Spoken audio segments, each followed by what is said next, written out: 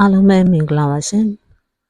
လူတူဦးလာရဲ့ရှမ်းပုံပြင်များစာအုပ်ကိုဆက်လက်ဖတ်ပြပေးမှာဖြစ်ပါတယ်ဒီပုံပြင်လေးရဲ့အမည်ကတော့အိုက်ထော်မွတ်သို့မဟုတ်ပရွဲစိတ်တိုက်သမားလို့အမည်ရပါတယ်ရှေးကသမယကရှမ်းကုန်းပြင်မြင့်မှမိုးထီမတက်မြင့်မာနေသောတောင်ချီ၌ရွာကလေးတစ်ရွာရှိလေသည်ထိုရွာကလေးတွင်ကောင်းရောင်းကောင်းဝယ်အသက်မွေးတရားသဖြင့်ပစ္စည်းရှာဖွေစားတောက်ကြသည့်ကိုကျင်တရားနှင့်ပြည့်စုံသောဇနီးမောင်နှံနှစ်ဦးရှိလေသည်သူတို့တွင်ရုပ်အစင်းချောမောလှပသည့်သားတစ်ယောက်ထွန်းကားသည်တယောက်တည်းသောသားကိုငယ်စဉ်ကပင်အလိုလိုက်ထားသဖြင့်လူပြိုလူရဲ့အရွယ်သို့ရောက်လက်သောထိုသားကျော်သည်အတတ်ပညာလည်းမရှိမိဘများ၏စကားကိုလည်းနားမထောင်သူစိတ်နှင့်သူကိုရွာထဲတွင်ထင်သလိုသွားထင်သလိုစားနေလေသည်မိဘများကမိကောင်းဖခင်သားသမီးပြလိမ္မာရေးချရှိရန်ပစ္စည်းဥစ္စာရှာဖွေရန်တွင်တင်ဆုံးမဩဝါဒပေးကြတော်လဲသားမနာခံခြင်းမရှိရွာရိုးတစ်လျှောက်အိမ်ပေါင်းစီအချိန်မဲ့အခါမဲ့လေပတ်ကနေလေရာရွာကလည်းထိုကလေးကိုမုန်းတီး၍နေလေတော့သည်တနေ့တော့မိဘများသည်သားကိုခေါ်၍မင်းသည်လူပြိုလူရွယ်ဖြစ်နေပြီအလုတ်ကင်လည်းဘာမှမလုပ်ပဲနေသည်စားပြီးလျင်အိယာကထလျင်အိမ်လေသည်အလုတ်ကိုသာလုံးနေသဖြင့်ရွာကလည်းဒိုးမျက်နှာကြောင့်သာမင်းကိုလက်ခံစကားပြောနေကြရသည်စင်စစ်မှမင်းကိုမုန်းနေကြပြီမင်းကိုပညာတတ်စေခြင်းသည်သို့တော်မင်းကမနာယူပဲရှိသည်လူဘဝတွင်သုံးမဝင်သောအကျင့်စာရိတ္တများသည်မင်းထံမှအားလုံးစုပြီးနေပြီဟုထင်ရသည်ဤမျှဆိုရသောမင်းကိုငါတို့လည်းသိမခံနိုင်တော့ပြီဒါကြောင့်ခဏကစမင်းမျက်နှာကိုမမြင်ပါရစေနဲ့တော့မင်းသဘောရှိမင်းပြောသလိုသွားချင်ရသွားပြီးနေပြီတော့မင်းကိုကြွေးမွေးရန်တို့တာဝန်လည်းကုန်ပြီဟုပြောကအိမ်မှနှင်ချလိုက်လေသည်ထိုကဆုံးမဖို့ခက်လာသောသားချောသည်ဤကဲ့သို့ဆိုလျင်လည်းသွားပါမည်ဟုပြန်ပြောလျက်ခီးစရိတ်တောင်းလျာမိခင်ဖြစ်သူကသားအား12ကျပ်သောအတပြာကိုထုတ်ပေးလိုက်လေသည်စိတ်လေလွင့်နေသူကလေးသည်ငွေ12ကျပ်ကိုယူ၍ရွာမှခြေဦးတဲ့ရာသို့ထွက်ခဲ့ရာမြို့ကြီးတစ်မြို့သို့ရောက်ရှိလာလေသည်မြို့ကြီးတွင်အသည့်အကျွမ်းမရှိသောကြောင့်မြို့ပြင်မှဇရက်တဆောင်တွင်တဲခိုးပြီးနေလေသည်ထို့သောနေစဉ်သူသည်ပြားများပရွဲစိတ်များတပွဲအလုံးနှင့်လက်နှင့်မပြတ်ပဲသွာလာလောက်ကင်နေသူများကိုတွေ့ရလေသည်ထိုသူများသည်သူ့ကိုမြင်တော်လဲဂယုမဆိုင်ကိုအလုပ်ကိုသာကိုပြေးလွှားလုံနေကြသည်ဤတွင်သူသည်နောင်တတရားရရှိလာသည်ငယ်စဉ်ကမြည်သည့်ပညာမျိုးကိုမှမရရှိခဲ့သဖြင့်မြို့ကြီးတွင်ဘာအလုံးမှလှုပ်ရှား၍မဖြစ်သောကြောင့်သူသည်ရွာတွင်လေလင်း၍နေခဲ့သည်ကိုပြန်လဲသတိရပြီးဆွေးနေဝမ်းနေနေသည်ရွာ၌သူလုပ်ခဲ့သောအလုပ်များသည်တောက်စားပြောပါ၍လဲပတ်နေခြင်းတစ်ခုသာရှိပြီးထိုအရာကိုမြည်သူမှလည်းကြိုက်သည်မဟုတ်မိဘများကပင်မကြိုက်ကြသဖြင့်ယခုအိမ်မှနှင်ထုတ်ခြင်းပင်ခံရပြီယခုကဲ့သို့ဆက်ရည်နေကမဖြစ်နိုင်တော့ပါလာသမျှသောငွေ12ကျပ်ကိုအရင်ပြုပြီးအများနည်းတူရှာကြံစားတောက်မှဖြစ်တော်မည်ဟုနောင်တတရားရကပါလာသောငွေ12ကျပ်နှင့်ဟင်းသီးဟင်းရွက်အစရှိသောကုန်များကိုဝယ်ကဈေးတွင်လဲပတ်၍ရောင်းချလေတော့သည်သို့တော့သူ၏အရင်မှနဲလှသည်ဖြစ်၍စီးပွားဖြစ်ရန်မမျှော်မှန်းနိုင်ပဲတနေ့ရောင်းရသောအမြတ်ငွေသည်ထိုနေ့ဖို့စားစည်းနှင့်ပင်ကုန်တော့သည်အရင်မပြောက်အောင်ကြိုးစား၍အလုပ်လုပ်လာရာရက်ပေါင်ကြာလာသောအခါသူသည်တမျိုးတမည်စဉ်းစားမိပြန်လေသည်ငါသည်ကုသိုလ်ကောင်းမှုမရှိ၍သာဤကဲ့သို့မထောမပေါက်ပဲရှိသည်ကုသိုလ်ကောင်းမှုလုပ်ရလျင်ကောင်းလေစွာငါဤမိဘများကအမြဲလိုအလှူဒါနပြု၍ကုသိုလ်ကောင်းမှုများကိုလုပ်ကြသဖြင့်ချမ်းသာကြွယ်ဝကြသည်မိဘများဤခြေရာကိုလိုက်နေမှတော်တော့မည်ဟုတွေးတောစဉ်းစားမိပြီးအလှူဒါနပြုရန်ဈေးသို့သွားကရှိသမျှသောငွေ12ကျပ်ဖြင့်ဟင်းသီးဟင်းရွက်များကိုဝယ်၍တနေရာတွင်ထားလိုက်လေသည်ထိုနေ့ကတရင်ကျော်လာပြည်နေဖြစ်သဖြင့်မြို့မှလူများသည်အလှူဒါနပြုရန်ဈေးသို့ကြိတ်တိုးလာကြပြီးဟင်းသီးဟင်းရွက်အသီးနှံများကိုဝယ်ချမ်းကြရာအသီးနှံများသည်ဈေးတွင်ကုန်ခန်း၍သွားတော့သည်တိုးတိုင်အောင်မရရှိသူများလည်းရှိနေသေးသဖြင့်ထိုသူများသည်ဈေးတောင်းတွင်စုပုံထားသောလူကလေးဤဟင်းသီးဟင်းရွက်ဆိုင်ကိုတွေ့သောအခါသူတို့၏အလှူတန်းလုပ်သည်ဖြစ်၍ပြန်လည်ရောင်းချပါရန်လာရောက်ပြောဆိုကြလေသည်ဤတွင်လူကလေးကအလှူလုပ်ကြမယ်ဆိုရင်အားလုံးမျှတအောင်တယောက်နည်းနည်းစီယူပါကျွန်တော်လည်းအလှူလုပ်ဖို့ဝယ်ထားတာပါငွေကြေးပေးစရာမလိုပါဟုပြောဆိုကဝေ၍ပေးလိုက်လေသည်လာယူကြသောလူစုလူဝေးကများပြားလှသဖြင့်နောက်ဆုံးပါတစ်ခုမျှမကြံဘဲကုန်သွားတော့သည်ထိုချင်းရာကိုလူကလေးကကြုံရသောအခါဒါနပြုလို့ရသည့်အလုံးမှအလွန်ပျော်စရာကောင်းပါတကားလို့တွေးတောမိရင်ပီတိဖြစ်နေလေသည်ထို့နောက်သူဤကောင်းမှုကိုမိဘများအားအမျှပေးဝေလိုက်သည်သူသည်စိတ်ကြည်လင်စွာဖြင့် ဈေးမှပြန်လာခဲ့ရာဇရက်သို့မရောက်ခင်ရိတ်အာဝါဒကောင်းလှသောညောင်ပိန်းနှဲပင်ကြီးတပင်အောက်သို့ရောက်လေသည်အချိန်မှနေတော်မြင့်လာပြီဖြစ်၍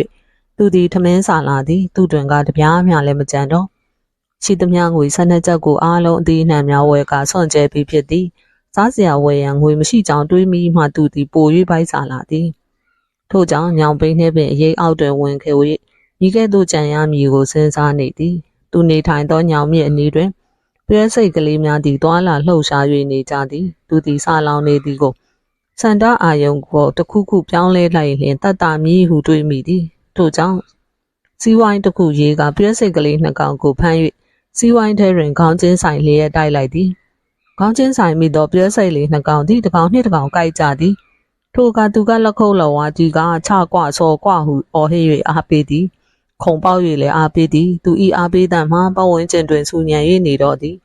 ဆာလောင်ခြင်းကိုလည်းသူမေ့သွားသည်ဤကဲ့သို့လူငယ်ကလေးသည်ကြောင်ပိန်းနှဲပင်အောက်၌ခုံပေါက်ဆူညံ၍ပြဲစိတ်တိုက်နေသည်ကိုဈေးမှပြန်လာကြသောသူများကဝင်ကြည့်ကြသည်ထို့နောက်တငယ်သည်စိတ်မှနှံ့ပါလေစားဟုအောက်မေ့ကထွက်သွားကြသူများလည်းရှိသည်တချို့ကလည်းလောကကြီးမှာစန်းစန်းကြဲကြဲပရွဲစိတ်ကိုတိုက်ရတယ်လို့များရှိသေးတယ်ဒီအကောင်အိုက်ထော်မွတ်လို့ခေါ်ကြရမှာဟုပြောသူများလည်းရှိသည်အိုက်ထော်မွတ်ဆိုသည်မှာပြဲစိတ်တိုက်သမားဟုအဓိပ္ပာယ်ရသည်လူငယ်ကလေးကပြဲစိတ်တိုက်နေရသို့ဝင်သူထွက်သူများရှိနေကြခြင်းထိုမျိုးမှစစ်သေးနာပတိဤသမီးတိရိစန္ဒာသည်ဈေးမှပြန်လာရင်အများနှင့်ရောရောင်၍ညောင်ပိန်းနှဲပင်အောက်သို့ရောက်လာလေသည်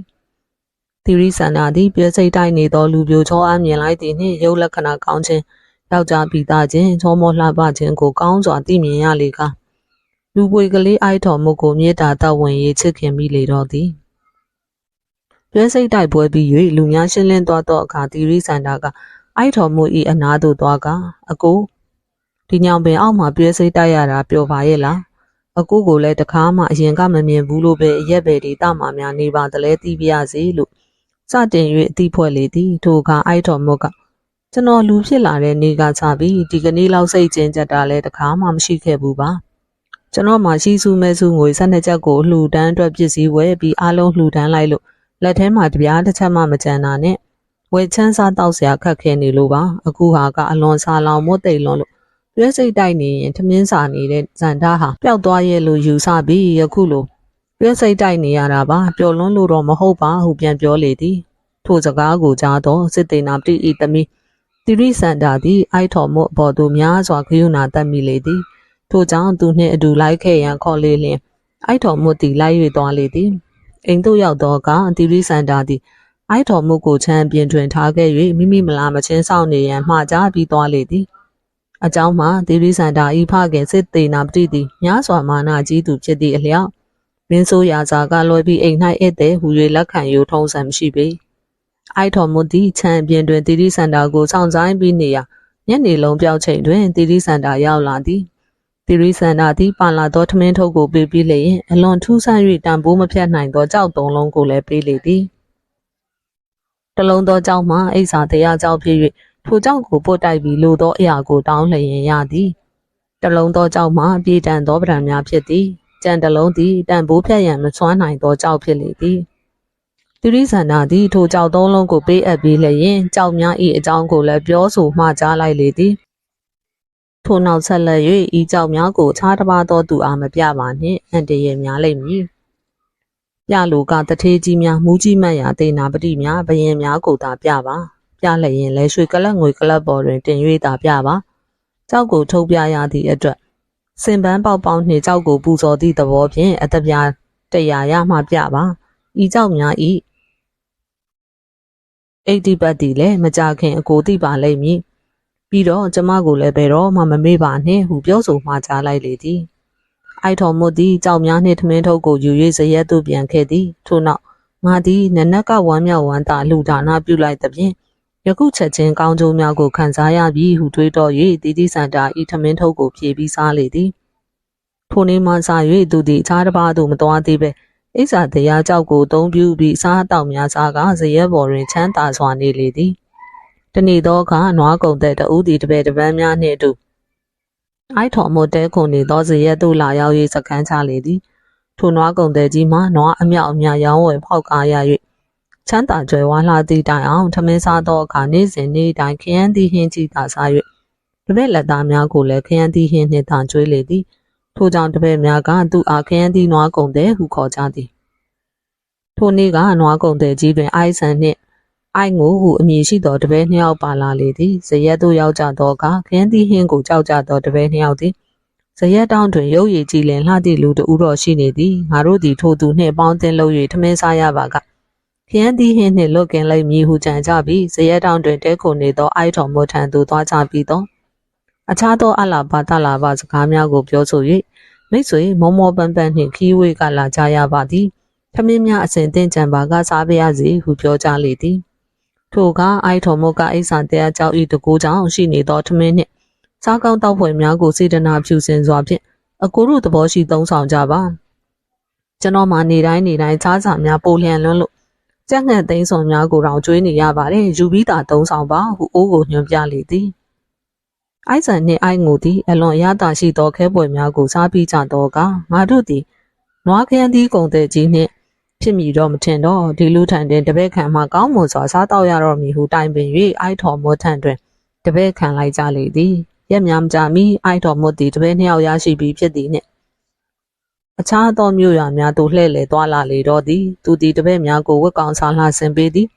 ခေါင်းပေါင်းပေါ်ကိုဆင်တူပေါင်းစေ၍ခေါင်းပေါင်းစားကိုလည်းရှည်ရှည်ချစေသည်ဘောင်းဘီအနက်ကိုလည်းကိုကြီးဆင်ပေးထားသည်သူတို့သုံးယောက်ဤကဲ့သို့ပျော်ပျော်ပါပါခီးသွားနေကြစဉ်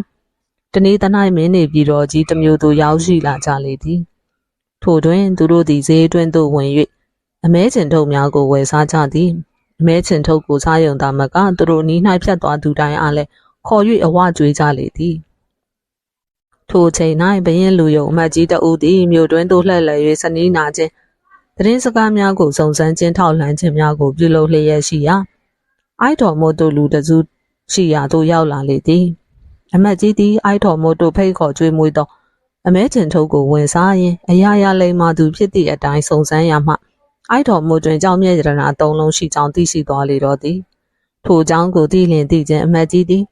နန်းတော်သို့ပြန်သွားပြီးဘရင်အားလျှောက်တင်လိုက်သည်ချက်ချင်းပင်ဘရင်သည်ထို၃ဦးသောအိုက်တော်မို့တို့ဆရာတပည့်အားရှေ့တော်သို့သွင်းခဲ့ရန်အမိန့်တော်မှတ်လိုက်ရာမင်းချင်းတို့သည်သူတို့ကိုနန်းတော်သို့ခေါ်သွားကြလေတော့သည်နန်းတော်သို့ရောက်သောအခါ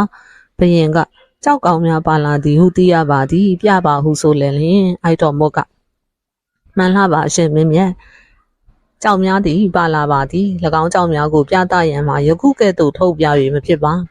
ါရွှေကလပ်ပေါ်တင်၍ပြမှဖြစ်ပါမည်ထို့ပြင်စင်ပန်းပေါက်ပေါက်နှင့်ပူဇော်ပြီးပြရမည်ဖြစ်၍အသက်ပြငွေ100ပေးမှသာပြနိုင်ပါမည်ဟုတက်တဲ့ပင်လျှောက်တင်လေသည်ဤတွင်ဘရင်ကလည်းအလိုရှိသမျှပြည့်စုံစေမည်ဟုမွတ်ကြကအသက်ပြ100နှင့်ရွှေကလပ်ကိုထုတ်ပေးလေသည်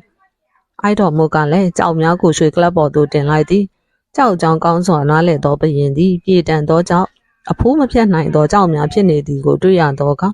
ထိုယရနာများကိုလက်မလွတ်လိုသောစံထားရှိသည်နှင့်အိုက်တော်မုတ်ကိုအိမ်ရှိအရာပေး၍တဦးတည်သောသမီးတော်နှင့်လက်ဆက်စေပြီးနန်းရန်ဖြစ်ထားလေသည်ထိုအချိန်မှစ၍ဘရင်ကြီးသည်မူးမတ်များ၏အညိုအညင်ကိုခံရတော့သည်မြည်သည့်ဒေသကမှန်မသိ